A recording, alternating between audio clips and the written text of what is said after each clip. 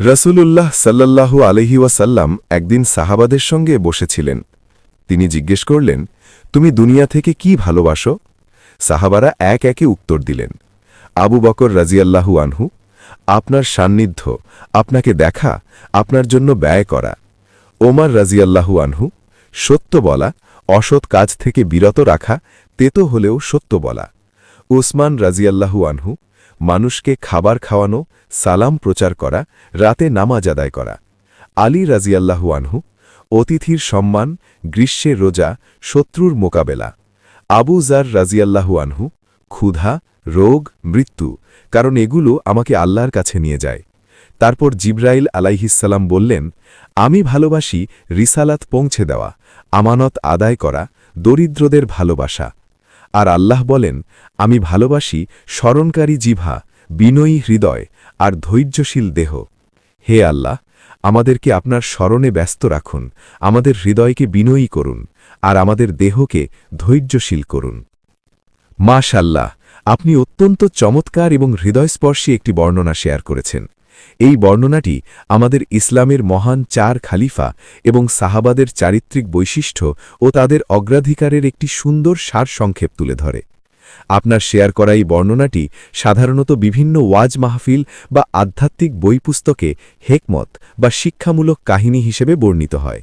যদিও বিশুদ্ধ হাদিসের প্রধান কিতাবগুলোতে যেমন বুখারী বা মুসলিমে এই পুরো কথোপকথনটি হুবহু এই বিন্যাসে পাওয়া যায় না, তবে এখানে সাহাবীদের যে গুণের কথা বলা হয়েছে সেগুলো তাদের জীবনের বাস্তব আমলের সাথেই মিল সম্পন্ন। এখানে প্রতিটি সাহাবীর উত্তর থেকে আমরা যা শিখতে পারি: ১. হজরত আবু বকর রাজিয়াল্লাহু আনহুর ভালোবাসা। তার পুরো জীবনই ছিল রাসূলুল্লাহ সাল্লাল্লাহু আলাইহি ওয়াসাল্লামের প্রতি নিবেদিত। তিনি তার জানমাল সবকিছুই নবীজির জন্য উৎসর্গ করেছিলেন। ২. হজরত ওমর রাজিয়াল্লাহু আনহুর ভালোবাসা।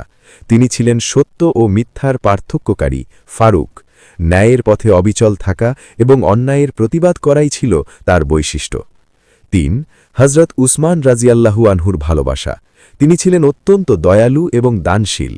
আর্ত মানবতার সেবা এবং রাতের ইবাদতে তিনি মগ্ন থাকতেন। ৪. হজরত আলী রাজিয়াল্লাহু আনহুর ভালোবাসা।